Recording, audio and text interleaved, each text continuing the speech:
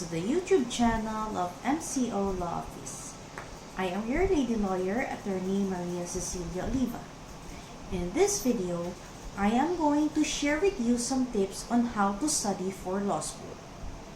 But before we proceed to the video, please click subscribe, the bell icon, and please give this video a thumbs up. So without any delay, let's start the discussion.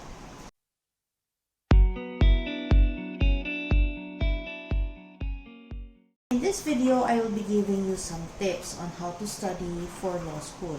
Now, these tips may not necessarily work for you.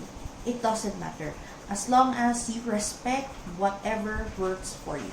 The first tip is choose a textbook that you are comfortable reading. We know that for one subject, there are usually a lot of authors. Okay? And as we know, different authors, different writing styles. Now, you have to choose the textbook that feels good to you, okay? Or that book which resounds to you. You do not have to force yourself to read a textbook that is the popular choice. No, you don't have to do that, okay? As long as you are comfortable reading the textbook, as long as the textbook that you are reading is actually the latest edition, then you are good to go. The second tip that I will give you is that you have to respect what kind of a learner you are. For example, if you are an auditory learner, then you may have to record the lecture during the day, and then before going to sleep, you may want to listen to it. If you're a visual learner, you may want to use highlighters or sign pens just to make annotations or underscoring.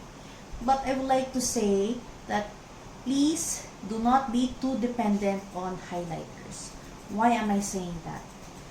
Based on experience, okay, I was dependent on highlighters actually during my law school years. When it came to the bar review, yeah, I was still dependent on the highlighters, okay? But during the pre-week, when I decided that I wanted to read the materials that I read during the bar review, I discovered that I no longer wanted to read those materials. Why? Because of all the highlighters. Oh no. So, what did I do? I was forced to read different materials. This time around, I did not use highlighters anymore. Instead, I used sign pens. Sign pens in order for me to highlight or underscore the important principles or facts or whatever. So, since I am a visual person, I wanted my sign pens to stand out in a page, okay?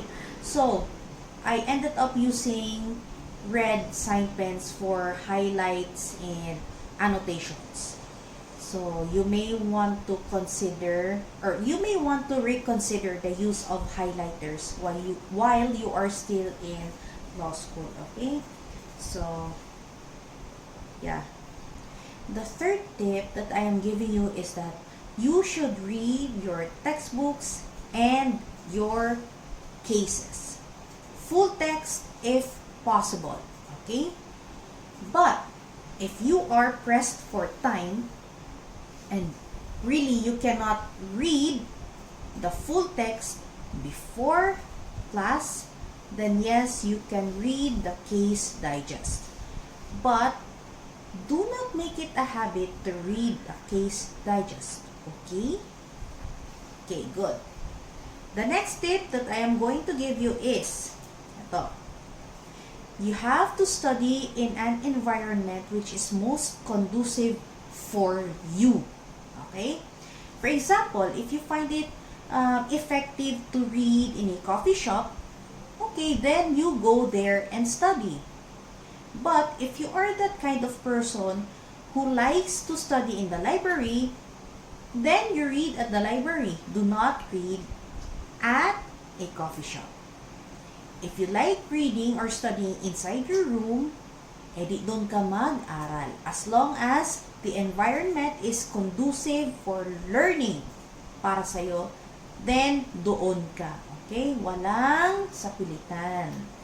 Okay? Another tip that I can give you is that you should refrain from eating a lot right before studying. Why? Well, I think it's obvious.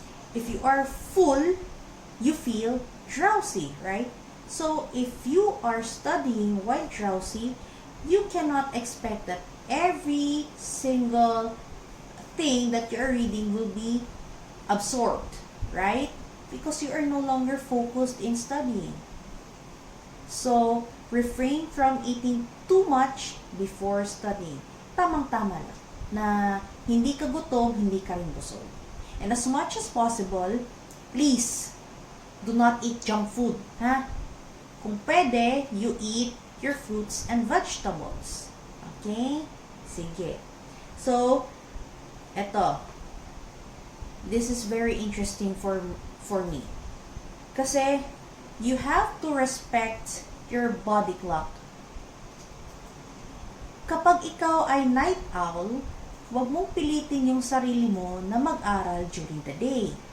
Pero kung ikaw naman, mahilig kang mag-aral during the day, dapat sa gabi, tulog ka na. Now, ako, when I was in law school, I was actually a night owl.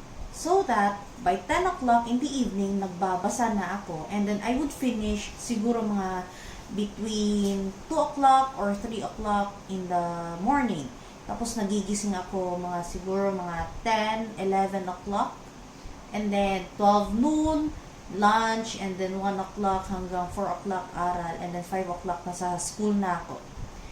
Now, I actually will not suggest na forever ganyan yung body clock mo, ha? Why? You have to remember that the bar exams are actually during the day, di ba? As much as possible, di ba? Kailangan early ka magising kapag ikaw ay magte-take ng bar exam. Para iwas traffic, iwas hassle, and pagdating mo sa exam room ng maaga, at least relaxed ka. Na-experience ko yung napunta ako ng bar exam, first Sunday yon, na 2 hours lang yung tulog ko. And trust me, hindi po maganda yung feeling. As in like, sabog, sabaw, I felt depressed kasi I really thought na mababagsak ako sa bar exam. All because nung araw na yon, dalawang oras lang yung tulog ko. So, kung night out ka, make an effort na somehow makorrect mo yung body clock mo. Okay?